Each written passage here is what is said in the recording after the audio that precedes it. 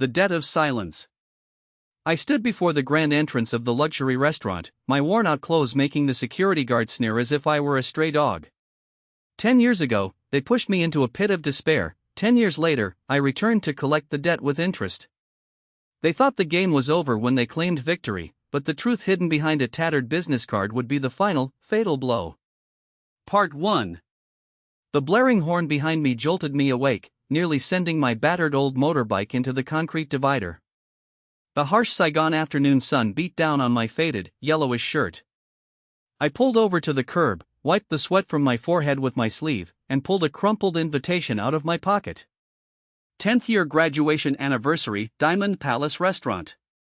The name sounded so prestigious it felt like a chokehold. I let out a bitter chuckle, wondering why I was even going there when I only had a few $100,000 in my pocket and a heart full of scars.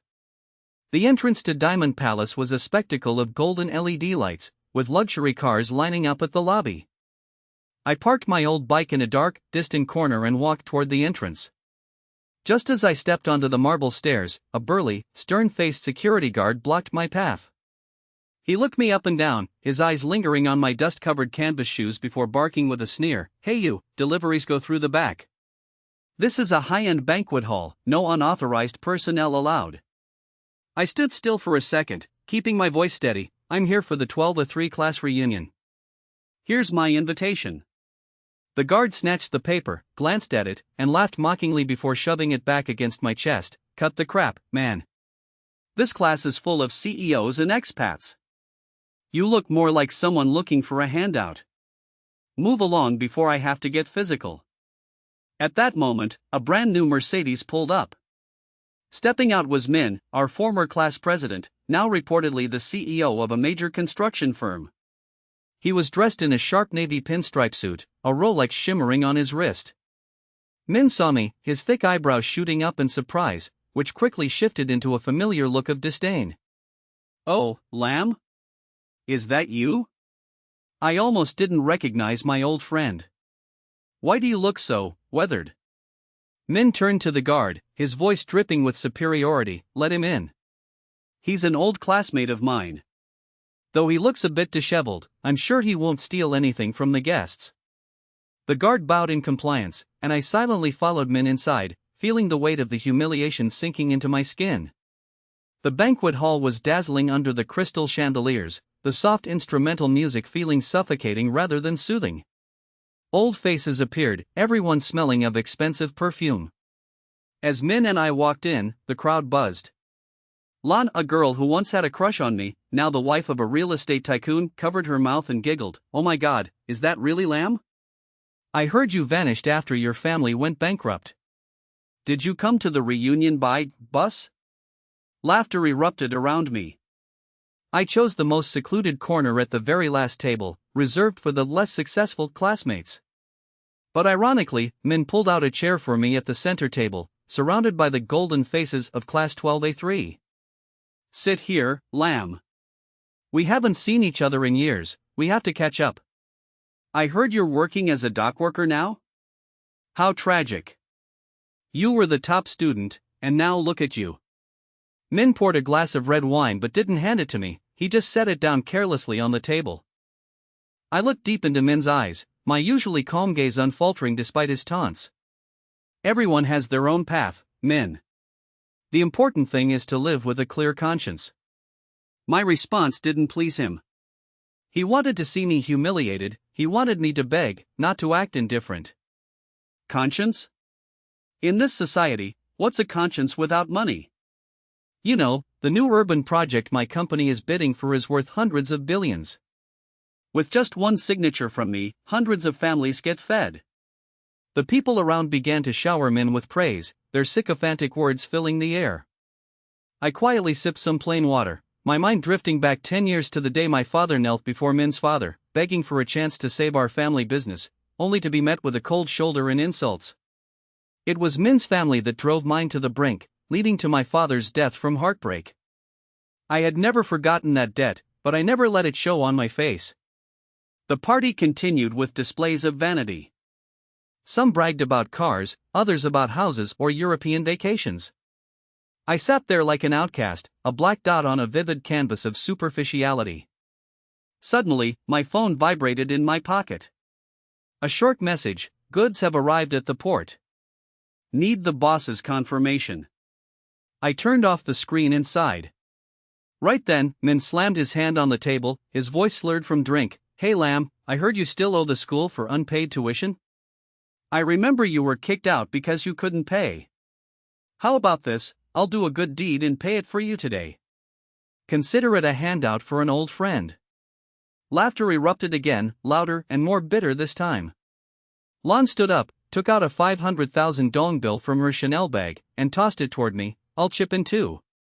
Take it, Lam. Buy yourself some new clothes.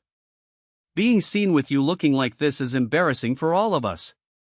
The bill landed next to my plate, lying lonely amidst the terrifying silence. I looked at the bill, then at the faces I once called friends. Betrayal and contempt were etched into every one of them. I slowly stood up and picked up the 500,000 dong bill. Min laughed triumphantly. There you go, take it. Don't be shy. That's all you're worth now anyway.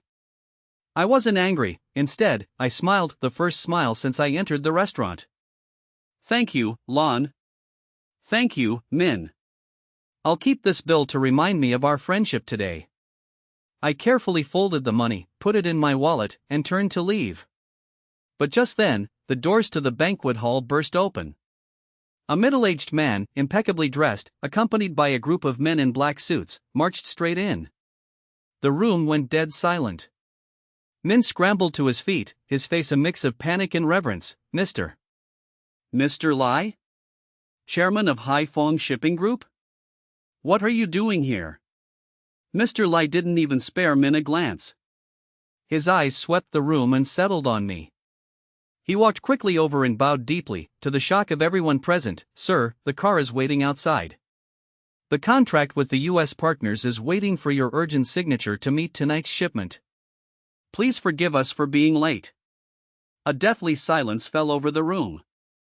Min stood frozen, the glass in his hand slipping and shattering on the carpet, red wine splashing like blood. Lan gasped, her Chanel bag slipping from her grip. I looked at Mr. Lai and gave a slight nod. Fine, let's go.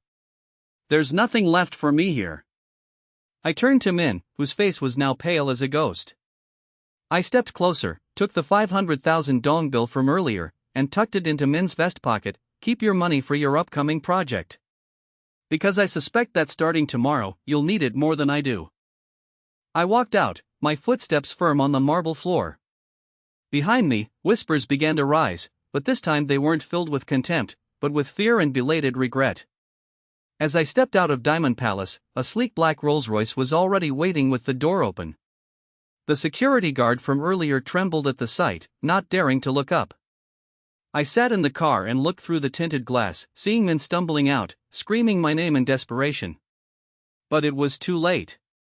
This poor man act wasn't just a performance for them, it was a way to see into the depths of their souls. And now, the real game had just begun. Part 2. The Rolls-Royce glided silently, leaving behind the dazzling but fake lights of Diamond Palace. I leaned back against the leather seat, feeling the chill of the air conditioning soak into my skin, chasing away the heat and the suffocating atmosphere of the reunion. Mr. Lai, the man who had bowed to me in front of everyone, was actually my father's closest aide and now the CEO of the warehouse chain I controlled.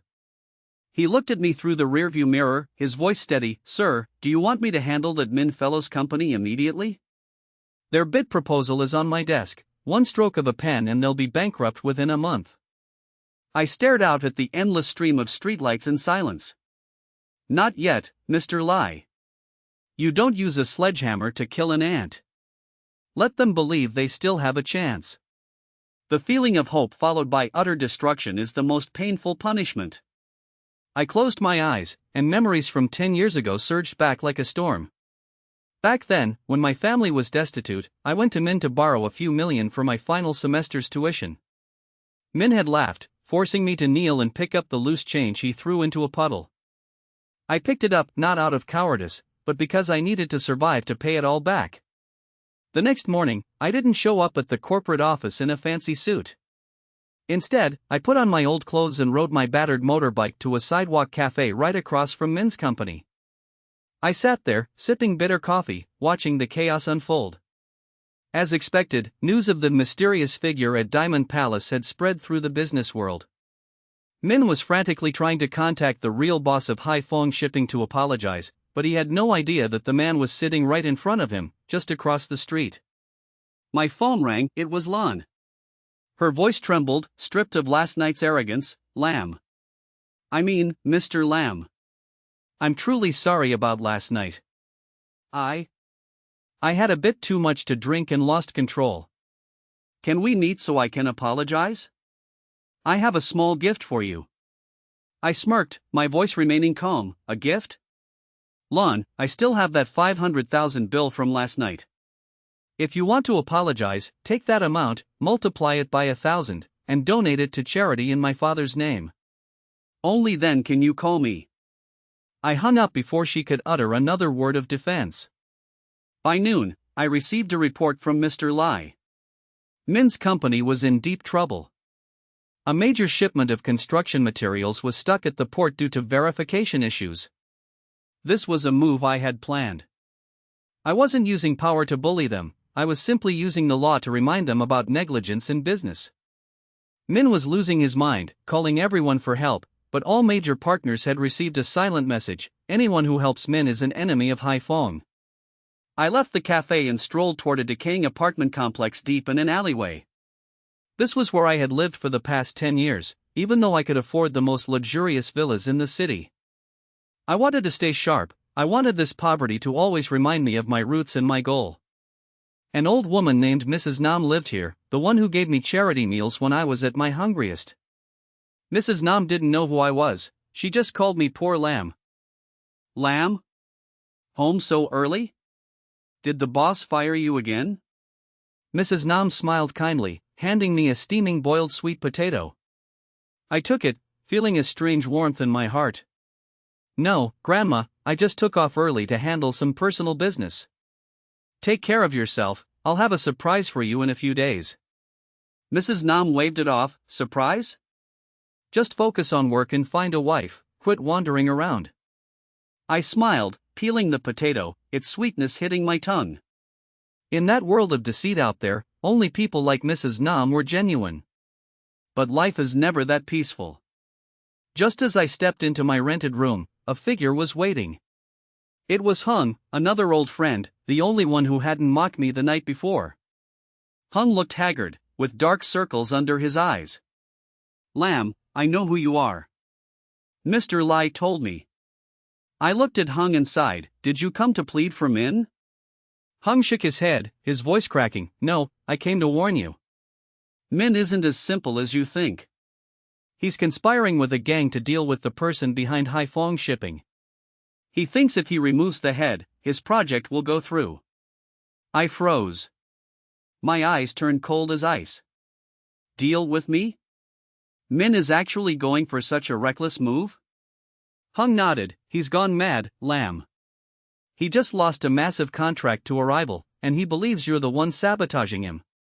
Tonight, they plan to stage an accident on your way home. I looked at Hung, a slight suspicion rising.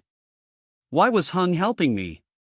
Over the last 10 years, Hung hadn't fared much better than I had, yet he always kept his distance. Why are you telling me this? I asked, my gaze piercing him. Hung remained silent for a long time before pulling an old bracelet from his pocket. Remember this? 10 years ago, when my sister was deathly ill, it was your father who secretly paid all her medical bills without leaving a name. I only found out a month ago from old hospital records. My family owes yours a life, Lam. I looked at the bracelet, my heart heavy. It turned out that karma had planted its seeds long before I began my revenge.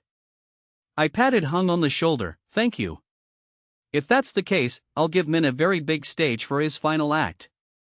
I dialed Mr. Lai, my voice firm and commanding. Get a car identical to yesterday's Rolls-Royce ready, but use a decoy driver. Tonight, we catch the big fish. That night, the streets of Saigon were drenched in heavy rain. The raindrops sliced through the streetlights, creating a blurry, haunting atmosphere. I sat in a regular taxi, trailing the luxury car as it sped through the night. Sure enough, as it reached a deserted bend near the docks, two large trucks suddenly swerved out of an alley, pinning the luxury car against the divider. The sound of the crash was deafening, glass shattering everywhere.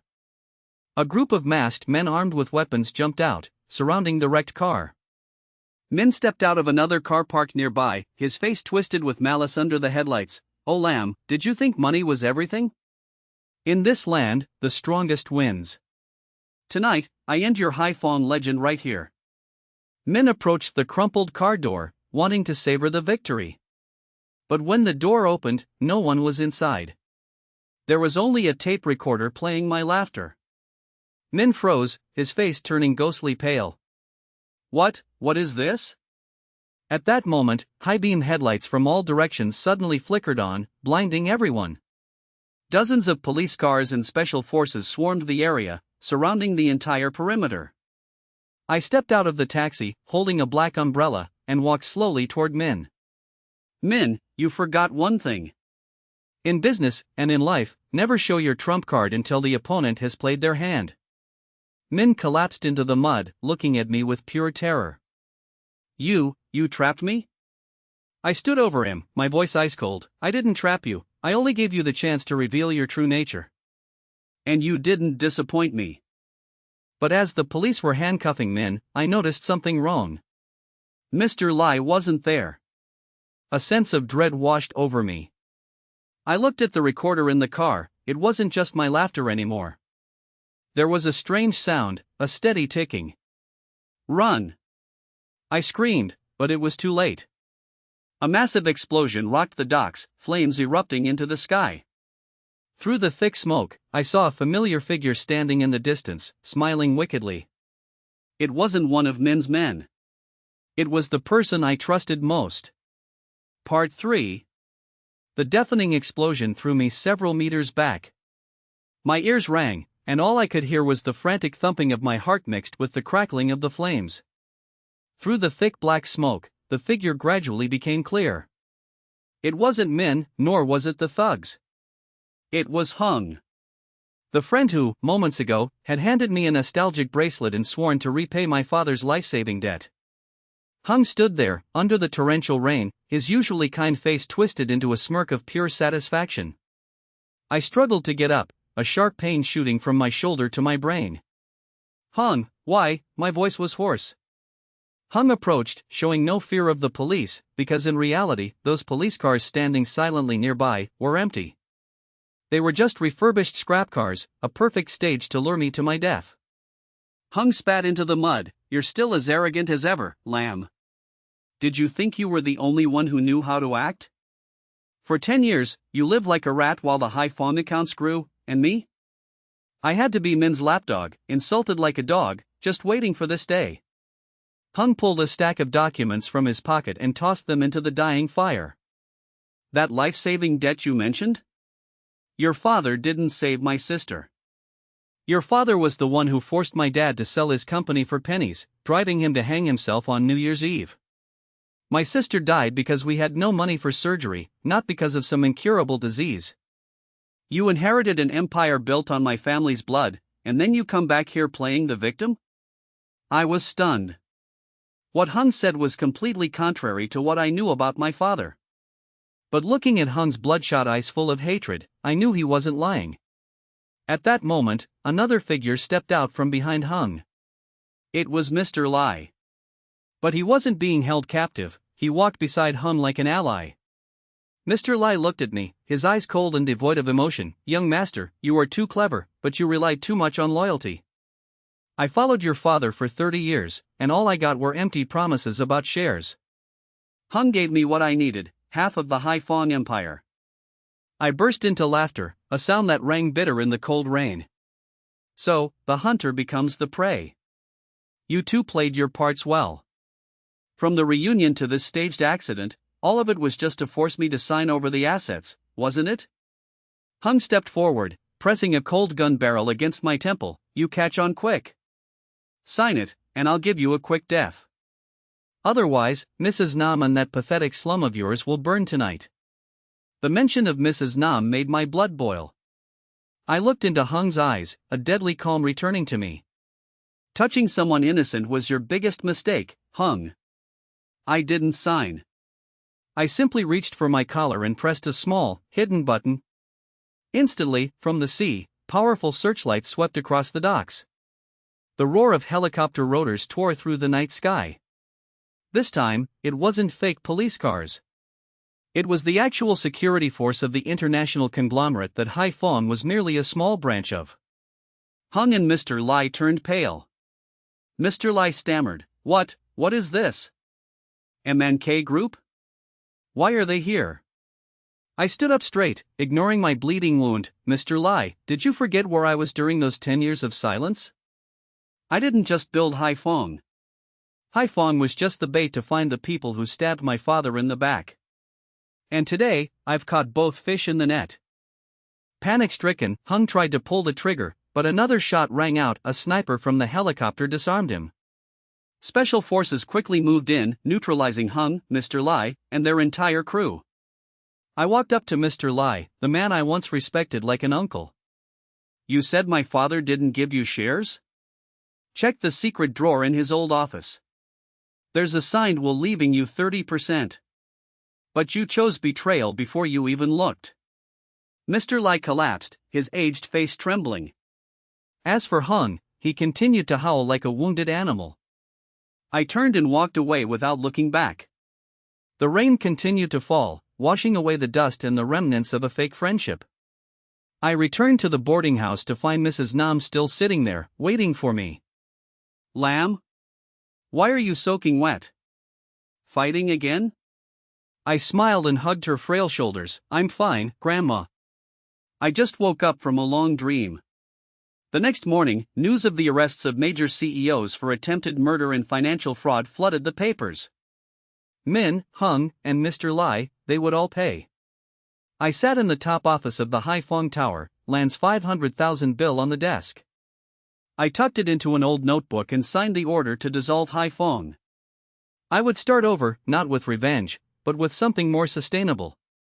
But just as I was about to leave, a new secretary walked in and handed me an anonymous envelope. Inside was a single photo, my father and Hung's father standing together, with a third man behind them whose face was blurred out, holding a briefcase full of cash. Attached was a note, You've only scratched the surface of the iceberg, son. My heart tightened. The real mastermind, the one who destroyed both families, was still out there. And perhaps, he was standing very close to me. Part 4. The photo in my hand trembled with every frantic breath. The man with the blurred face had one unmistakable feature, a gold ring with a deep blue sapphire on his pinky finger. It was a ring I had seen 1,000 times as a child, the ring that constantly tapped against the table whenever my father and his best friend discussed major business. I realized with horror that the person behind everything wasn't a petty soul like Min or Hung. It was a man I had always called uncle. I walked out of the Haiphong building, no luxury car, no bodyguards. I needed space to think. My feet led me back to the old cafe across from Min's company, which was now sealed off. A familiar figure was sitting there, it was Lan.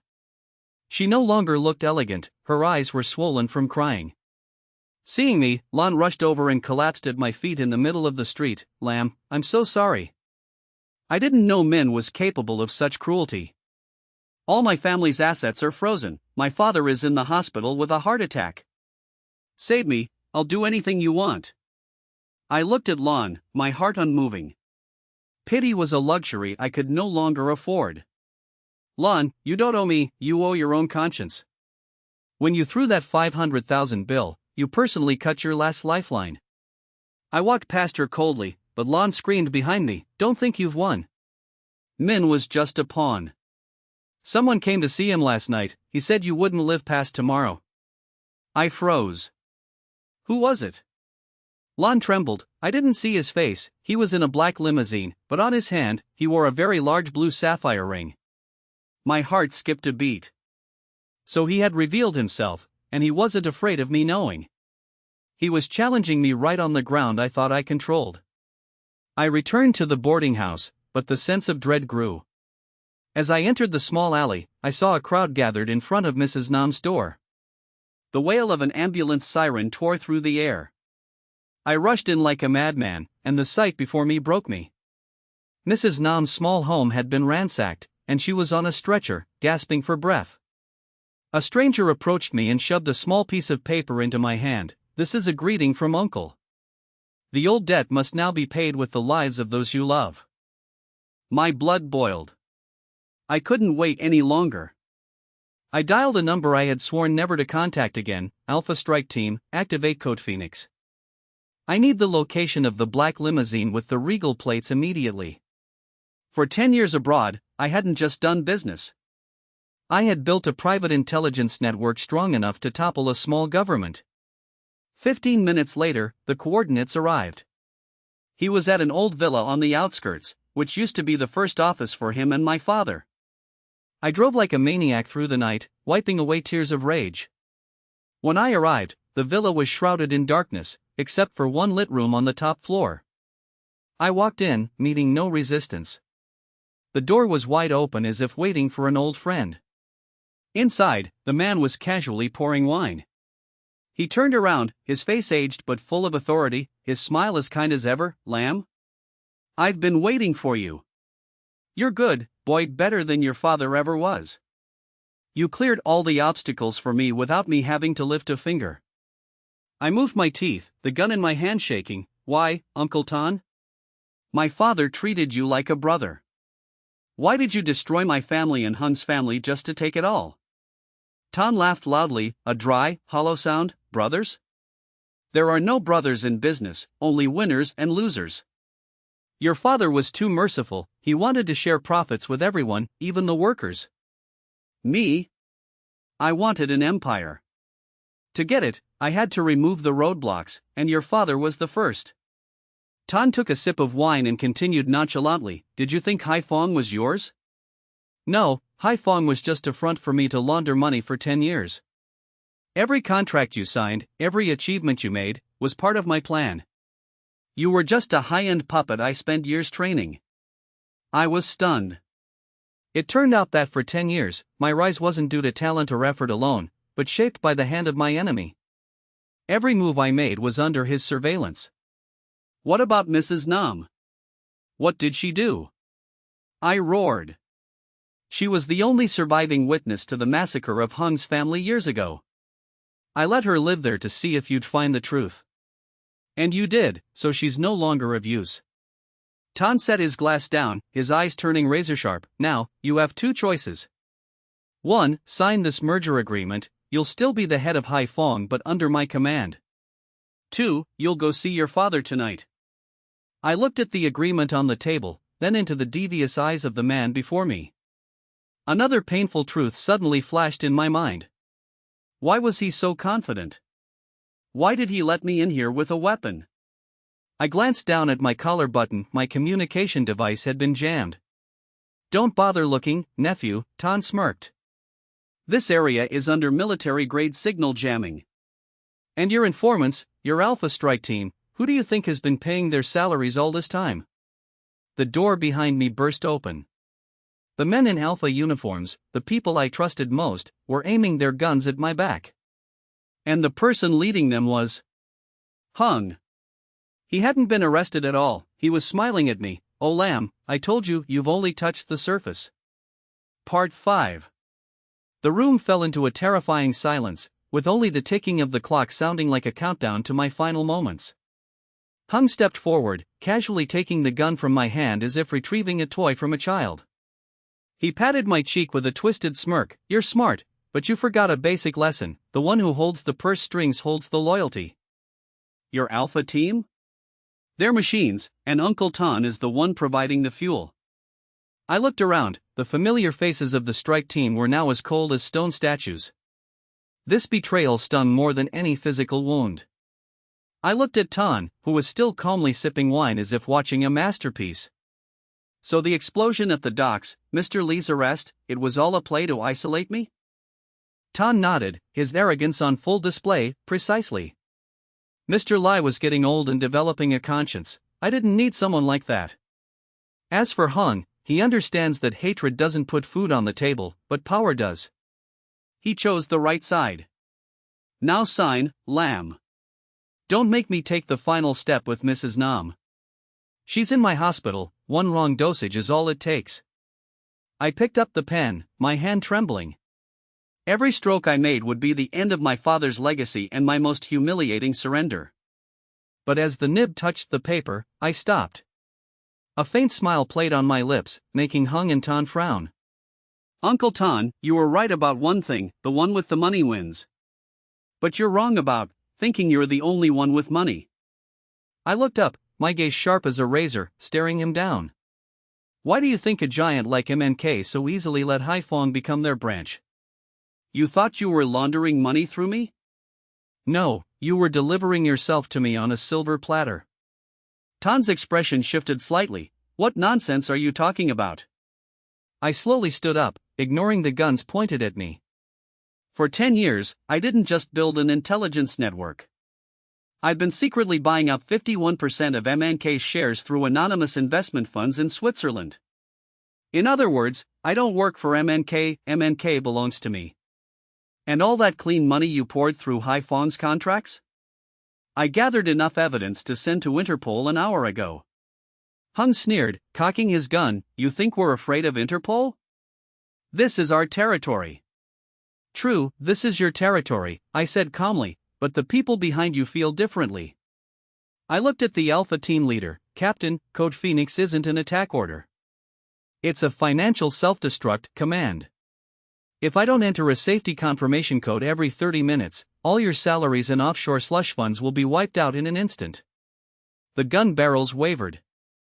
Hesitation flickered across the faces of the mercenaries. Their loyalty was built on cash, and when that was threatened, it collapsed faster than a house of cards. Tan bolted upright, his glass shattering on the floor. You dare? I didn't just dare, I did it. I walked toward him, step by step. Uncle Tan, you killed my father out of greed. You turned Hung into a monster with fake hatred. But you forgot that I am my father's son, the man who always prepared a back door. The will leaving 30% to Mr. Lai wasn't a fake. But what you didn't know is that those shares were a trap. Whoever holds them takes full legal responsibility for the group's black debts. Hung turned pale, looking at Tan.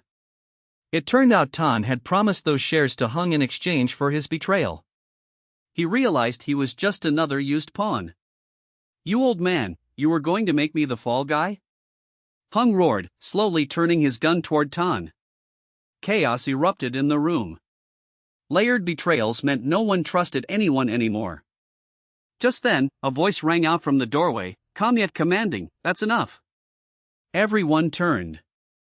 A man walked in, someone I never expected. It was Mr. Lai. He hadn't been arrested at all, and he didn't look old or frail like he did at the docks. Walking beside him were a team of lawyers and actual Interpol agents. Young master, you did well, Mr. Lai looked at me with pride. Your father predicted this day. He knew Tan wouldn't stop, so he asked me to play this part for 10 years. I never betrayed you, Lamb. I was just shielding you from this old fox's sight until you were strong enough to stand on your own. Tan collapsed into his chair, stuttering incoherently. Every plan, every ounce of his arrogance vanished in a heartbeat. But just when I thought it was over, Mr. Lai walked to the table, picked up the merger agreement, and looked at me with a very strange expression. But Lamb, there's one truth your father didn't get to tell you, Mr. Lai said in a low voice, about the real reason Hung's family was destroyed years ago. It didn't involve Tan, and it didn't involve your father. It involved your mother. My heart nearly stopped. My mother, who died in an accident right after I was born. Why was she involved in this? Part 6. Mr. Lee's words felt like a bucket of ice water dumped over the flicker of triumph I had just felt. The room, which had been chaotic with arrests, suddenly became so silent that the sound of rain lashing against the glass was deafening. Hung, his hand still trembling as he held the gun, froze. His gaze shifted from pure hatred to utter confusion. Lamb's mother? What did she have to do with my father's death? Mr. Lai didn't answer immediately. He slowly sat in the leather chair where Tan had just collapsed and pulled a small, old wooden box from his briefcase. Inside was a yellowed diary. Lamb, you've always believed your mother died in a car accident on the way to the hospital to give birth to you, right? I nodded, my throat tightening. That was the story my father had told me for decades. In reality, that wasn't the case, Mr. Lai sighed, his eyes looking into the distance. Your mother, Mrs. Min Thursday, was the only daughter of a notorious banking tycoon at the time.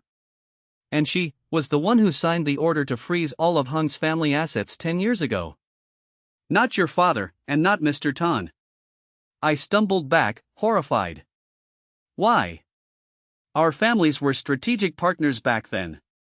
Because of love, and because of betrayal, Mr. Lai flipped to a page in the diary.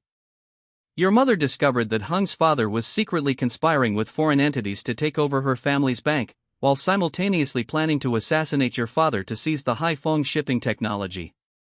She had no choice but to protect her husband and the child in her womb, so she used her power to dismantle Hung's family before they could strike. Hung roared, lunging forward to grab Mr. Li's collar. You're lying. My father wasn't that kind of man. You're just trying to whitewash Lamb's family, aren't you? Mr. Lai didn't flinch, handing Hung a signature verification document. This is the freeze order from that year. And this is why Lamb's mother died. The car she was in didn't have a coincidental accident. It was bombed. The person who carried out that hit is the man who has been standing by your side all this time. Mr. Lai pointed at Mr. Tan. Tan was no longer afraid, he suddenly burst into a wild, manic laugh. Yes, it was me. I told Hung's father that Min Thursday knew his secret. I provoked him into ordering the hit, but the truth is, I wanted both families to slaughter each other. When she died, Lamb's father collapsed, and Hung's father was arrested for murder. That's when I easily stepped in to take everything. The naked truth made me feel nauseous. It turned out all of us, me, Hung, even my father, were just pawns in a bloody chess game that Tan had set up 20 years ago. Hung released Mr. Li's collar, the gun in his hand clattering to the floor. He collapsed, sobbing into his hands. The man he worshipped as a benefactor was the one who killed my mother and drove his father to his death. I approached Tan, the burning hatred replaced by a hollow emptiness. Uncle Tan, you won. You destroyed everyone's lives. But you forgot one thing, you have no children, no relatives. When you die, who will this empire belong to? Tan stopped laughing, his clouded eyes staring at me. It belongs to the strongest. And that's you, Lamb. Look at you, now you have money, power, and ruthlessness. You are the perfect replica of me.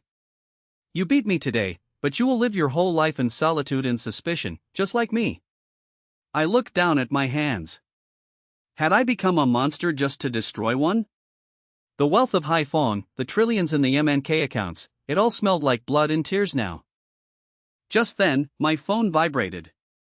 It was a message from the hospital. Mrs. Nam has regained consciousness.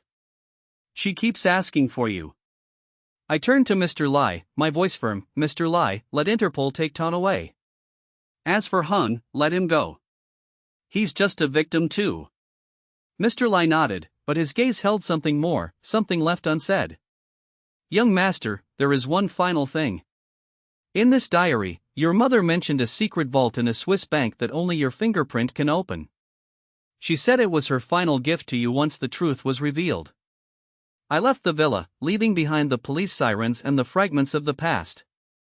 I went to the hospital to find Mrs. Nam leaning against her pillows, her aged face lighting up when she saw me. Lamb. You're back? Don't work too hard, son. Money isn't as important as your heart. I took her hand, tears streaming down my face. I know, Grandma. I'll never forget. A week later, I flew to Zurich. Standing before the secret vault, my heart pounded. When the vault door opened, I didn't see gold or stocks. Inside was only an old tape recorder and an ultrasound photo. It was me. I pressed play. My mother's voice rang out, warm and gentle. Lamb, my son. When you hear these words, perhaps you already know everything. I'm sorry for leaving you with this burden of hatred. But remember, your father and I did everything just hoping you could live a normal life. If possible, use everything we have to make up for the mistakes I made with Uncle Hung's family. And Lamb. Your real enemy isn't Mr. Tan. The tape ended with a strange sound, like footsteps approaching. I shivered. If it wasn't Mr. Tan, then who? I looked closely at the ultrasound photo. On the back, there was a tiny line of writing, "Beware of the storyteller." I whipped around, but behind me was only the cold stone wall of the bank vault. A chill ran down my spine. Mr. Lai, the man who was always by my father's side, the man who always appeared at the right time to save me, the man who gave me this diary. I frantically flipped through the diary my mother left. On the last page, where Mr. Lai said my mother mentioned the vault, I saw lines of text in a slightly different ink color. It was Mr. Li's handwriting. It turned out the play hadn't ended yet. And the person holding the real puppet strings was still smiling, waiting for me back home. Part 7. I stood frozen in the cold Swiss bank vault, the chill from the steel walls seeping into my very marrow. The lines on the final page of the diary weren't written by my mother. That blue-black ink, though it tried to mimic her delicate strokes, betrayed the decisive, cold precision of a man who had dealt with numbers all his life. Mr. Lai. The man I called my benefactor, the one who had guided me from the ashes of my family to the pinnacle of power. I played the recording again. This time, I didn't listen with the heart of a son seeking his mother, but with the mind of a predator. The footsteps at the end of the tape, those weren't my mother's high heels. They were the rhythmic, cold clicks of leather soles on a stone floor. And the distinctive clack of a Zippo lighter, a habit Mr. Lai indulged in whenever he was about to make a brutal decision. I realized a terrifying truth: this tape wasn't left for me by my mother. It was a meticulously crafted psychological trap designed to lead me down a path Mr. Lai had predetermined. He wanted me to destroy Tan, he wanted me to seize control of MNK, and now, he wanted me to believe my mother was a criminal so I would live in eternal guilt. But why? Why go to such lengths?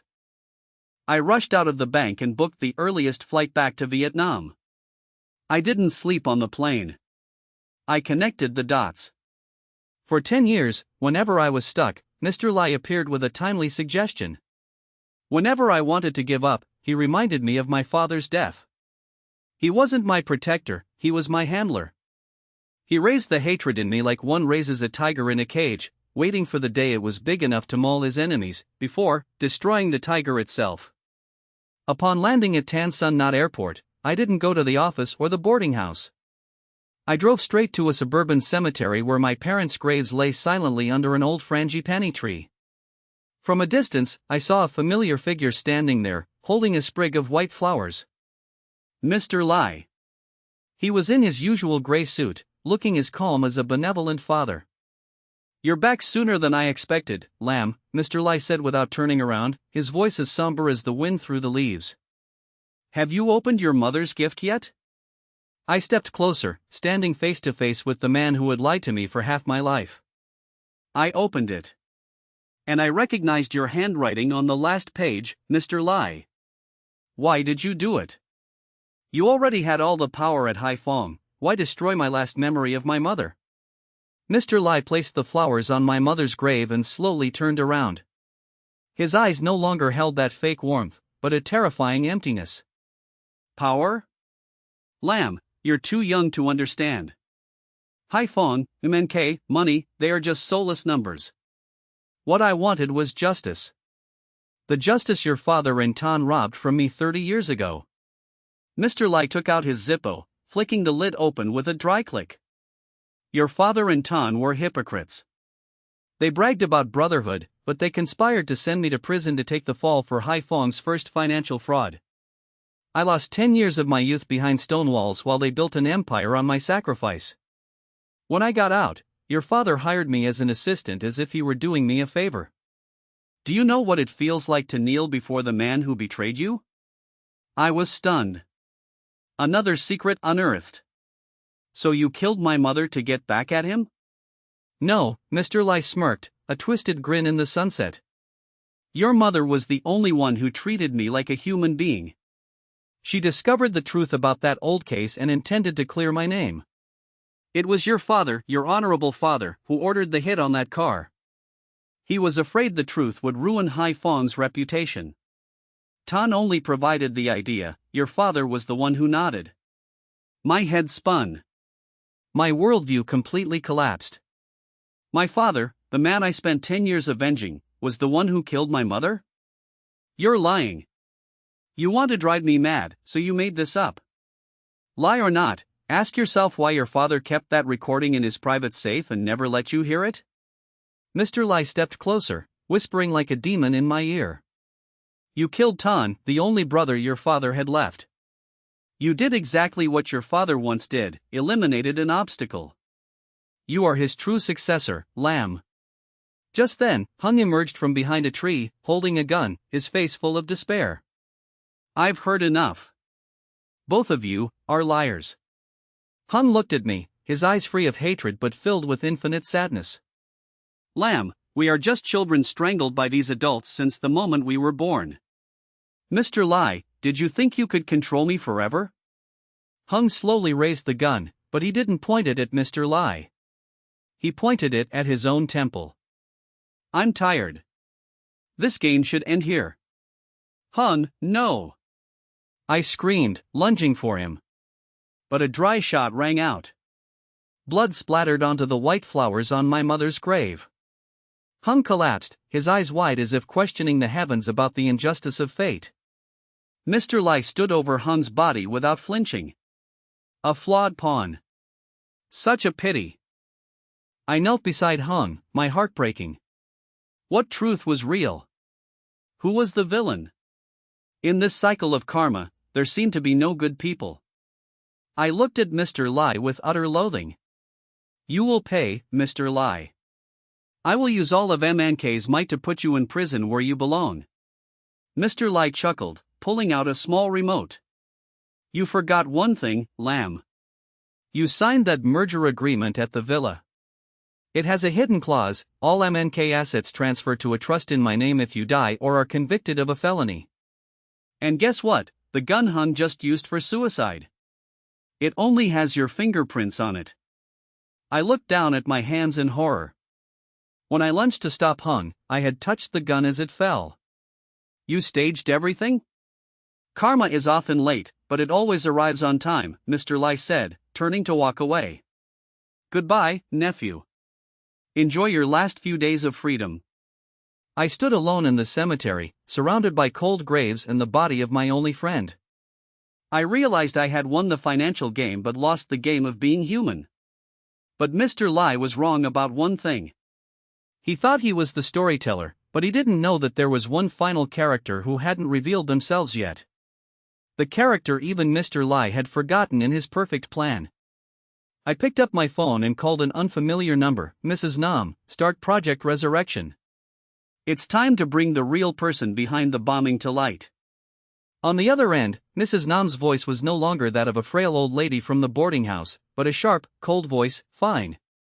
I've been waiting 20 years for this day, Lamb. The end? I stood still in the dim twilight of the cemetery, the wind whistling through the trees like the mocking laughter of fate. Mr. Lai was gone, leaving me with Hung's cooling body and a legal trap with no exit. But that call had changed everything. Mrs. Nam's voice over the phone didn't have a hint of elderly frailty. It was steely, authoritative, and full of calculation. Where are you, mother? I asked, my breath hitched. Go back to Tan's old villa, Lamb. Everything started there, and it should end there. I drove like a maniac back to the suburban villa. When I entered, the scene had changed. Tan was still there, but no longer in handcuffs. Mr. Lai had returned as well, but this time he stood to the side, his face etched with a visible fear and emotion I had never seen in this man. And sitting in the head chair, in a luxurious velvet tunic instead of her usual tattered clothes, was Mrs. Nam. Surprised, aren't you, son? Mrs. Nam, or more accurately, Mrs. Min Thursday, smiled. A smile that held no warmth whatsoever. I was stunned, feeling as if the world had flipped upside down once more. Mother, you're alive? The explosion years ago, that car. The car had a bomb, yes. Your father and Tan wanted to get rid of me, yes. But they weren't smart enough to outplay me. Mrs. Thursday calmly sipped her tea. I detonated that car myself after escaping through a secret passage. I needed a fake death to observe who truly wanted to betray me. And I saw it all, your father's greed, Tan's cowardice, and Lee's malice. Mr. Lai spoke up, trembling, Madam. I did everything to avenge you. I raised Lam. You raised him to be your pawn, Lai.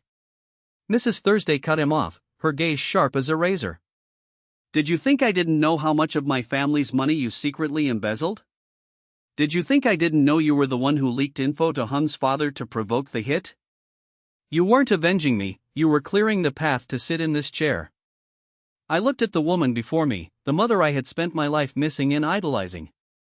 But now, I only saw a stranger with a heart colder than ice. So for 10 years, you were right beside me, watching me live in squalor, watching me be humiliated, watching me plunge into hatred, just to see if I was talented enough to inherit your empire? Mrs. Thursday stood up, walked toward me, and brushed her ring-clad hand against my cheek. You should thank me, Lamb. Without that tempering, how could you be ruthless enough to swallow MNK? Without the slaps from life, how could you become the tiger I desired? The weak have no right to be the child of Min Thursday. I brushed her hand away, my heart aching. Hung is dead, Mother. He committed suicide because of the lies from you and Mr. Lai. He was my only friend. That was a necessary sacrifice. Mrs. Thursday spoke nonchalantly, as if discussing a defective product. Now, it's over. Tan will vanish, and Mr. Lai will take the fall for all the fraud in Hung's case. You will be the legitimate chairman of the largest shipping empire in Southeast Asia. I will stand behind you, and we will dominate this industry. I looked around the room. The winners were smiling over the corpses of the innocent. Is this karma? The good die in agony while the evil live in glory by being more evil than others? No. I spoke up, my voice strangely steady. I won't play this game anymore. Mrs. Thursday raised an eyebrow. What do you plan to do? You have no choice. All the evidence incriminating you in Hung's case is in my hands. I pulled a recording pen from my pocket, the same pen Mr. Lai had given me the day I first stepped into Haiphong. You forgot, Mother, that Mr. Lai himself taught me, always record every important conversation. Everything you just said, from the fake explosion to manipulating Mr. Lai and Tan, has been broadcasted live to the servers of Interpol and the police. Mrs. Thursday's expression shifted violently. Mr. Lai and Tan also panicked.